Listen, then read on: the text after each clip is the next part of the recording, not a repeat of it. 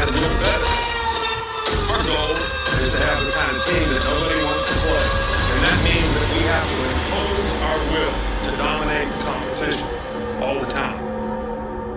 It's all about what does it take to break you. Welcome to Nick Saban Jr. Sports Talk TV. Thank y'all for tuning in. Please like and subscribe to the channel. Hey, if you're a new viewer, please subscribe to the channel. Hey, I'm on a journey to 500 subscribers. Right now, I'm at 429. But today's video will be about me giving my final thoughts on the spring game. And I'm going to say, overall, I think we're going to be all right. I had to go back and watch it over several times. I watched it like 3 times at this point now.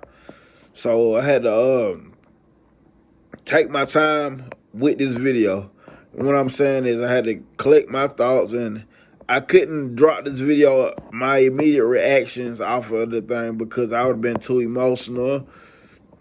I wanted to take it for what it was. I wanted to understand circumstances. I wanted to understand particular players, the position they're playing, and how young, how much development they need. So after watching this game several times, I know I got a better understanding of what's happening, what's going on. And overall, Tom Maurice and Coach Steele, hey, I'm pleased with you guys, man. I'm pleased with what y'all doing out there.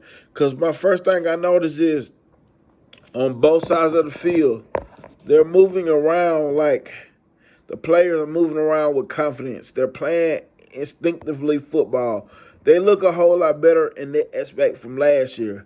I feel like the type of product we want to see on the field basis versus what I'm saying is how we want to see the kids play.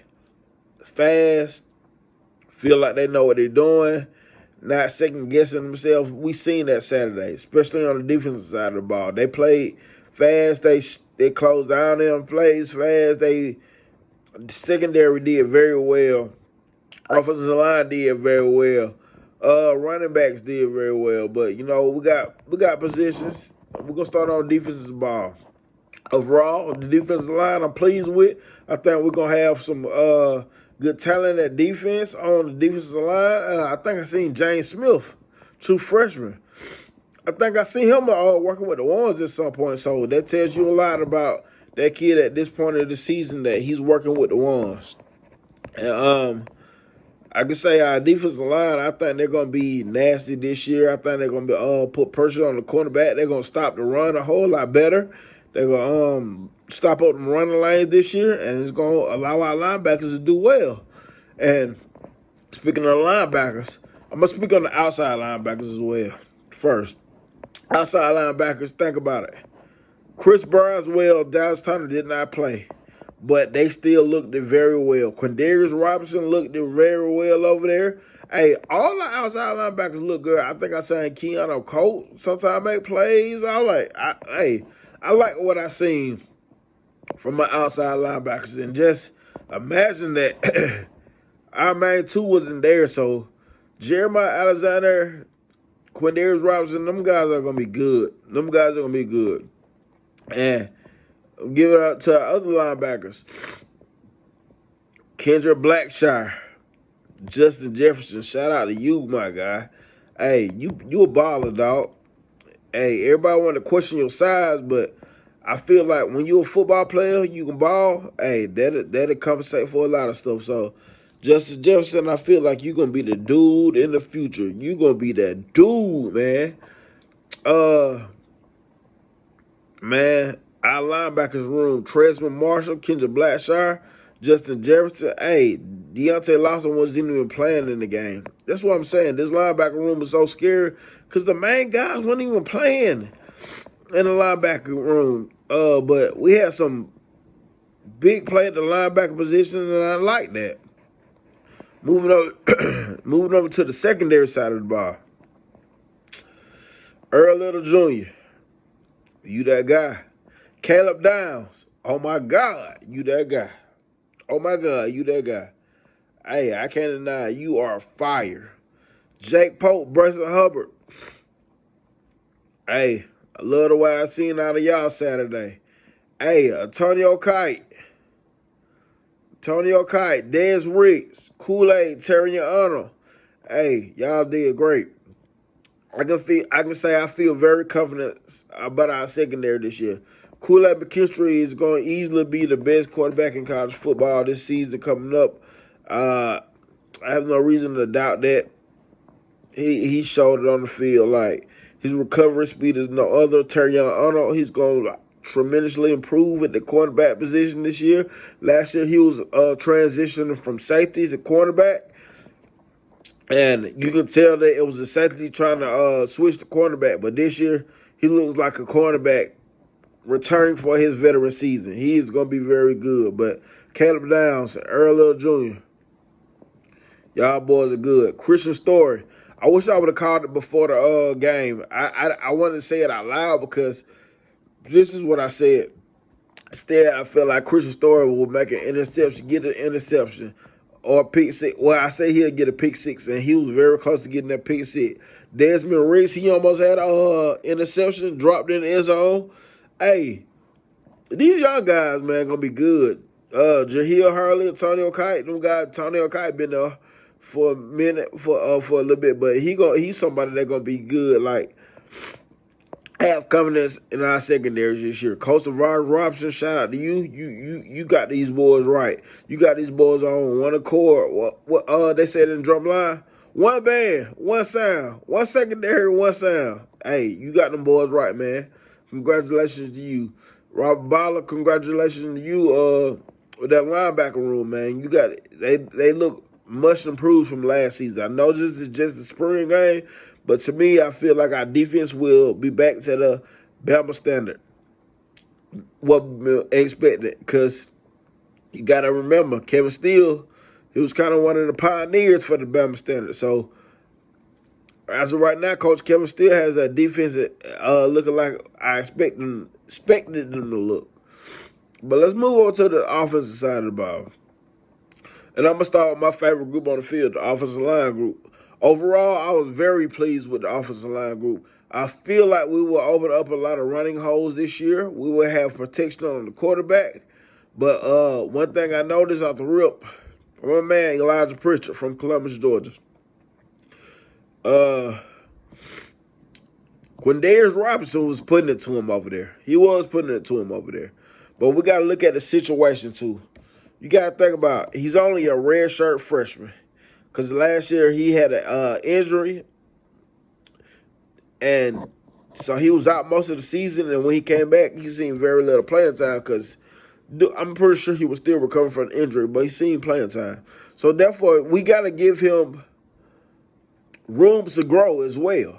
And I think by the end of the start of the fall season, by the end of fall camp, going into the first game, I feel like he will have it figured out. And we got to understand, he was going against Quindarius Robinson. Quindarius Robinson is a seasoned vet now on Alabama team. He's a senior. I think a redshirt senior at that. I might be wrong, but I know he's a senior. So we got to think about, hey, Quindarius Robinson was throwing stuff at him that, you know, this is new to him. That speed rush he was coming out with him, the hand techniques Quindarius Robinson was giving him. And we got to give my man Elijah Pritchard room to grow. But I did notice Caden Proctor at the second team. Caden Proctor held his own over there, left tackle on the second team. And I feel like, let's just say he doesn't get it corrected all the way. I feel like Caden Proctor will be able to step in and help it out. But if that were to happen, would Elijah Pritchard kick into the guard position, play some guard before he come back out to the outside and play tackle? Because I believe Caden Proctor is highly capable of playing the tackle position. But he just has a little more learning room, and that's why you have spring to work out those things that you need to work on. And the second team, those true freshman offensive linemen, this second team offensive lineman period just looked nice, man. Along with that first team. I was happy to see James Brockemeyer play some snaps at center. Hey, shout out to Brockemeyer. Shout out to Brockemeyer, man. He stuck around when his brother transferred out. He stuck around, so shout out to him. Let's move over to the wide receivers positions. I was not pleased. Because we had a lot of drop balls, and that was one thing I was ready to move on from last season. Drop passes, drop passes. We got to catch these passes, guys, especially when they hit you dead in your hand. But I will say this. Our quarterbacks, secondary, they was on them like white on rice. Like, I would say that our secondary played them very well. There was a lot of contested balls with the wide receiver group, but what I did notice is the route concepts are better from last year. The route concepts are better from last year, and that's what I like. I like to see. So I can tell that off the rip, the route concepts were better, and I feel like throughout this fall, we got to work on consistency in the wide receiver room. We have to work on consistency in the wide receiver room. If not, it's going to hurt us. But overall, I was kind of underwhelmingly pleased. I'm going to say shout out to Kendrick Law. I realized him and Jalen Merrill had a connection. Shout out to Emmanuel Henderson made plays. Jalen Hale made plays. Malik Benson, we didn't see much of him. But I think he was end up being the receiver with the most receptions.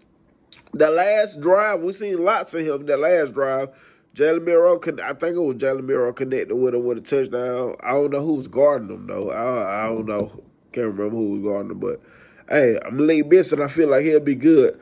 Ja'Cory Brooks, listen. Ja'Cory Brooks is a season for us. He's going to be good. And one thing I want to point out, Jermaine Burton. Brother, we need you this season, man. We need you to be consistent, man. Coach Saban mentioned this early on through the spring practice that we need him to be consistent, work on consistency. And listen, I feel like Jermaine Burton can be a big factor to this team, but consistency. And he got Jake Pope later hit on my man on the sideline. And it was one of those things, it was kind of like, Jermaine Burton, you should have caught the ball the first time. You sit there and bumble with it, that's what's going to happen to you in the game. And you sit there and fumble with the ball, somebody's going to come take you out. So work on consistency. I feel like you can be a deep threat. And when you came over from Georgia, I was expecting you to be the John Mechie type for us. I haven't seen that quite yet, but I still feel like that you can do that for us. But let's work on consistency, because I know you can be that wide receiver everybody expects you to be. But overall, kind of underwhelmed with the wide receiver room, but I feel like we can get better. Tight ends room, I seen lots of tight ends. Danny Lewis, Miles Kelson, man, CJ Dupree, Marvin E. Black. That's what I want to see. We didn't see Rob Hughes because I don't think he didn't play. But listen, even with Robert Hughes' return, that's going to be even worse. Boy, just think about 12 personnel. You bringing out CJ Dupree, maybe I'm going to say Robbie Oots. We're going to ground pound that ball. Or 13 personnel. So what if we bring out 13 personnel? We bring out CJ Dupree, Danny Lewis Jr., and spread a Marvin D. Black to the outside, stretch him out. Man, Tommy Reese is going to give defense fits this season. Tommy Reese has all the talent and tools on this offense to make defenses have migraines when they leave the game. I'm telling you, he's going to get defensive fits. And what I noticed from Tommy Reese, he attacks the middle of the field. Something we lacked last year. We lacked attacking the middle of the field. And I'm telling you, when you attack the middle of the field, it helps the run game. It helps the vertical game. It helps so much when you attack the middle of the field. Coach Saban even said something about it. He kept telling the quarterbacks the tight end is wide open in the middle of the field. I'm telling you, Tommy Reese is going to provide something to this Alabama offense that is much needed. And the way his offense is going to go, he's going to control the game. Then all of a sudden, he's going to load the clip and he's going to let it loose. I'm telling you, I am excited about this Tommy Reese offense, man. I am so excited about this Tommy Reese offense. But I love the tight ends room, running back rooms. Justice Hayes, bro, you the man. Jace, you the man. Jam, you the man. Roydell, you the man. And guess what? Richard Young ain't even stepped on campus yet. Listen, this room is going to be freaking amazing. This running back room is going to be amazing. Do I think we have a 1,000-yard rushing this year? No. Do I think we can't have 1,000-yard rusher this year? Yes. The reason why I don't think we will have 1,000-yard rusher because I feel like this running back room as a group will collectively get it done. I feel like we can have an 800-yard rusher, maybe a 650, 700, or a 600-yard rusher, and probably somebody with 4. But all collectively, the reason why I don't think we will have 1,000-yard rusher because I think this running back room will get it done as a running back committee. This is probably one of the best running back rooms in the country, and Richard Young ain't even got on campus yet. But let's talk about the quarterback situation. Quarterback situation. You know, immediately after the game, I was like, no, this ain't it. This ain't it. But you go back and watch it, First thing I noticed, well, if we catch more of these passes, if these passes are caught, are we having the same narrative of the quarterback situation? Me personally, I don't think so. If they catch some of these, and I'm talking both guys as a whole, I will single ones out if I need to, but I'm talking both. If these balls are caught, mostly I don't think we have the same narrative. I see good plays. I see bad plays. I can't say. I don't think there was a throw sometimes. It was probably a few throws that you were like, where you throwing to? But most throws were really on point. They were just contested throws from the secondary. Like I said, provides, testimony to our defense this year. We got to factor in that you had Elijah Pritchard playing left tackle. Quindarius Robinson was giving the work. I think he gave up like 9 sacks on it. I don't know if it's a day or probably a day or something like. But I know at one point 9 sacks were given up by somebody, something like that. I gotta go back and watch it and tally it up. But Quindarius Robinson was giving Elijah Pritchard work, so I'm saying that too. You gotta factor that in. A lot of those some of those interceptions came from pressures, came from safety blitzes, came from pressures. And the last interception that Jalen Miro threw, you can kind of chalk that out to the game, chalk it up, because that was a heave-ho, like a Hail Mary type play, so chalk that up. Don't count that against him. The one that Ty Simpson threw, when Earl Little Jr. jumped and intercepted it, that wasn't a bad throw. I think that was just a great play on Earl Little Jr. That was a diving catch. I thought it was a good throw, but it was just, it was a hustle play by him on Earl Little Jr. part. So, and I seen plays where Miro sat in that pocket and made some completions. All the underneath throws to the tight end running backs and all the short throws to the wide receivers, they made those throws. You seen flashes of Jalen Miro towards the end of the game when he threw the ball between the corner and safety. That was a good throw. You see Ty Simpson drop a couple bombs to Jamak Burton. But he dropped the ball. So I see ups and downs from the quarterback situation. Overall, I feel like this quarterback situation will be worked out. I feel like we'll be good in the quarterback situation. Alabama, don't panic. If Coach Saban feels like we need to address the quarterback situation, we will address the quarterback situation. He will address the quarterback situation however he feels fit to need to address it. But I feel like by the fall, we will have this thing worked out. And I can say we had plenty of spring games where they didn't look good and we came out, quarterbacks didn't look good, and they came out and ended up playing great football during the season. And so I say don't panic and let's play football in the fall. And overall, Alabama will be okay. Roll Tide, and I'm out.